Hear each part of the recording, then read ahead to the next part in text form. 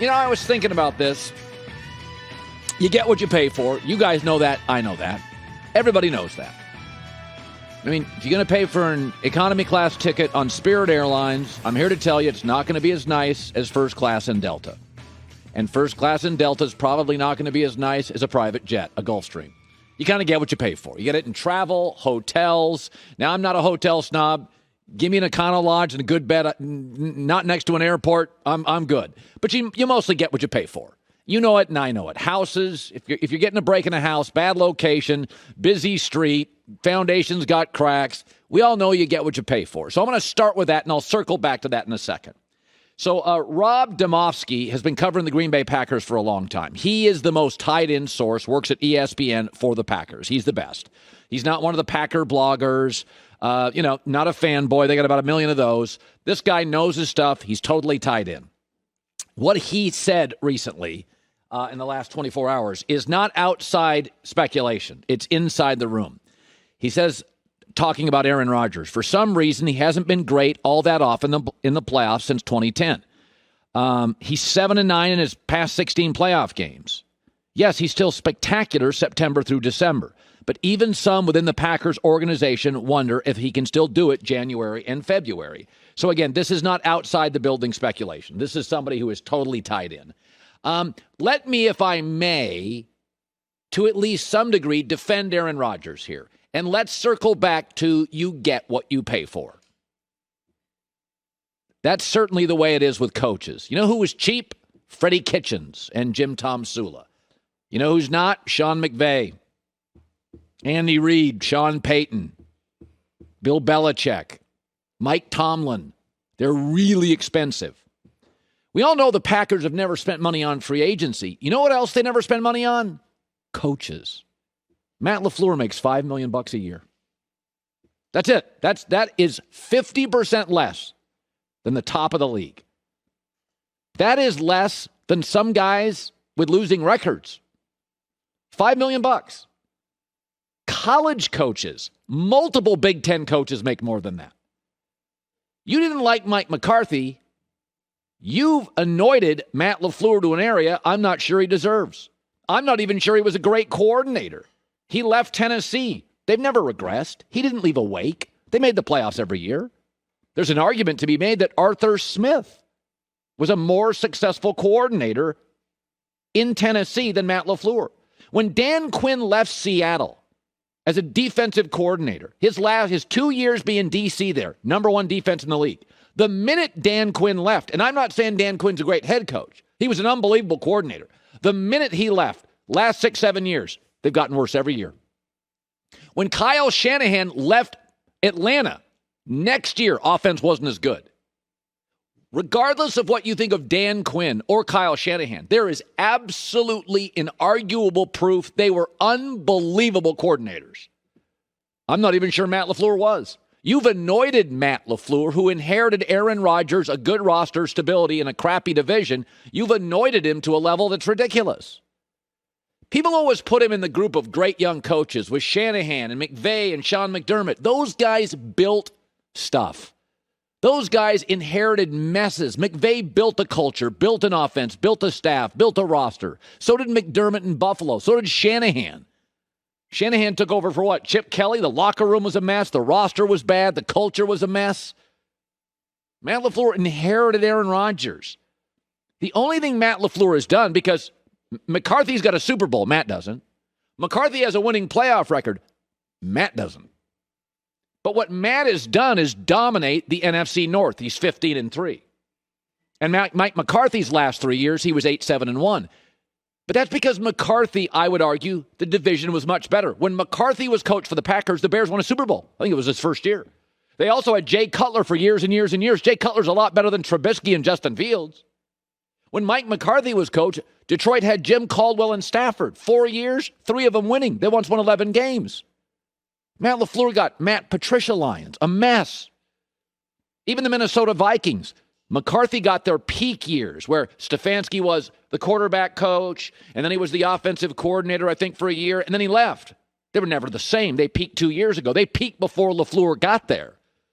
Yeah, LaFleur's just knocking it out of the park in the NFC North. He's 15-3, but that's where the wins come from. They're not coming in the playoffs. He hasn't done anything in the playoffs. He can't beat Brady and Arians. He got beat twice. Can't beat Kyle Shanahan and Jimmy Garoppolo. People have anointed Matt Lafleur to an area, and you get what you pay for. You want Sean Payton, it's going to cost you $15 million. He'll go to Green Bay. I guarantee it.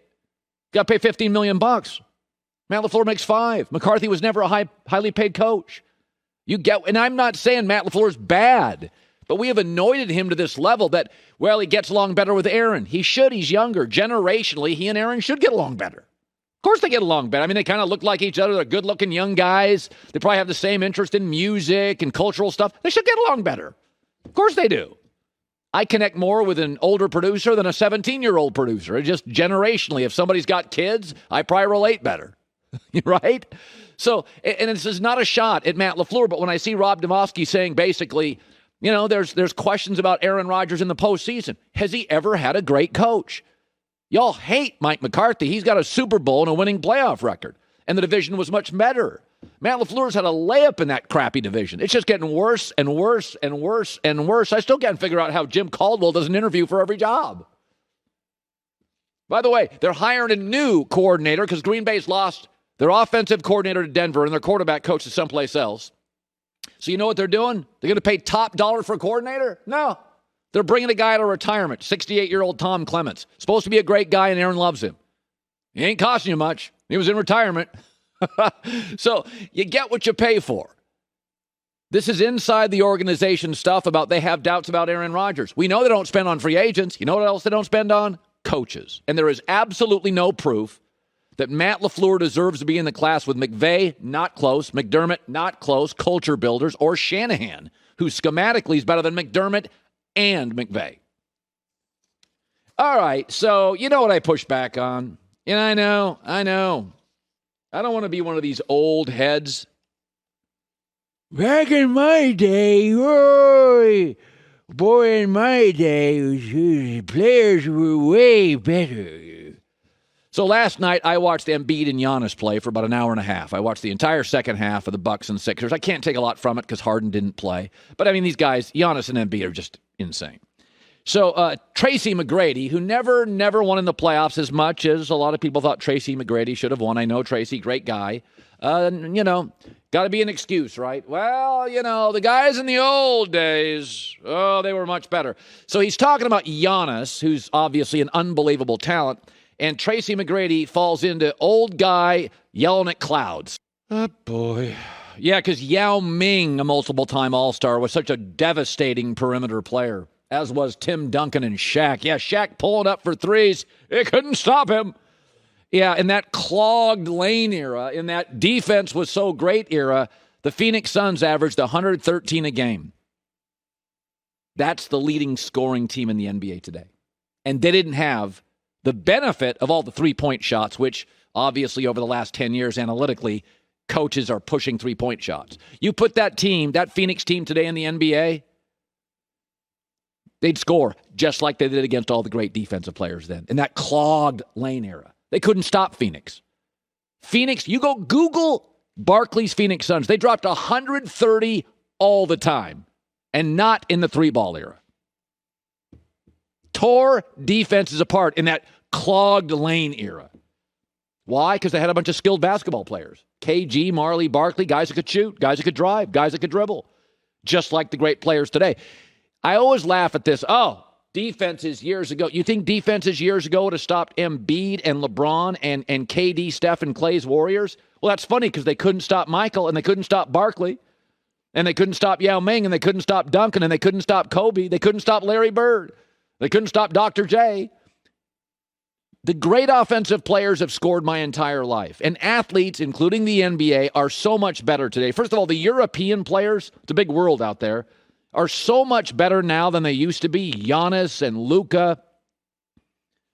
I mean, the international players now are just outrageous. I mean, Embiid, Jokic, they're unbelievably skilled. They weren't that skilled way back then. Sabonis was good, but you didn't get the best of Sabonis. He came as an old man to the States. He was good. I covered him, but you didn't even get his best athletic years. He was like a refrigerator rolling down the floor. A highly skilled refrigerator, but a refrigerator.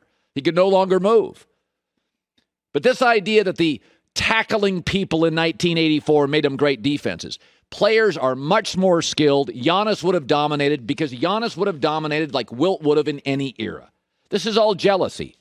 T-Mac didn't win as much as he should have in the postseason. Good guy, didn't develop his offensive game. Vertical, very vertical. So there's got to be an excuse. It's just nonsense. It's absolute, utter nonsense. Giannis, look at baseball. Baseball is a great example. When I grew up as a kid in the 70s, when I started watching baseball, the Big Red Machine was the best baseball team. They had one guy that threw in the mid-90s, Don Gullett from Kentucky. One guy. It was Fred Norman, Clay Carroll, Raleigh Eastwick, bunch of guys throwing high 80s, bunch of breaking ball, Jack Billingham guys. That was the best baseball team. Every team now, even in the 80s, it was a lot of guys throwing junk and off speed, and you'd see more knuckler. Today, everybody throws mid to high 90s. And by the way, they yank him after 5 2/3 to bring on a guy from the bullpen who's fresh, who throws 101. That ball is moving. There's cutters. There's stuff you'd never seen. The athletes are better trained, better shape, and everybody in the bigs is throwing 98. And the minute it dips to 96, they yank him out. They bring another guy in to throw 98. Look at the NFL. Aaron Donald is 290 and has an 8-pack. That's not what 295-pound guys looked like 25 years ago. Look at the quarterbacks. Look at the size of the receivers. Look how well tight ends run. And the NBA is the same. This is utter nonsense. Oh, the great defenses back. You know those great defenses? You know what they didn't do back then and they don't do today? Stop great offensive players and great offensive teams. Hi, everybody. Thanks for watching. Subscribe here to get the latest from the show. Also, be sure to check out more of the best clips from The Herd or go watch a few segments from other shows on FS1.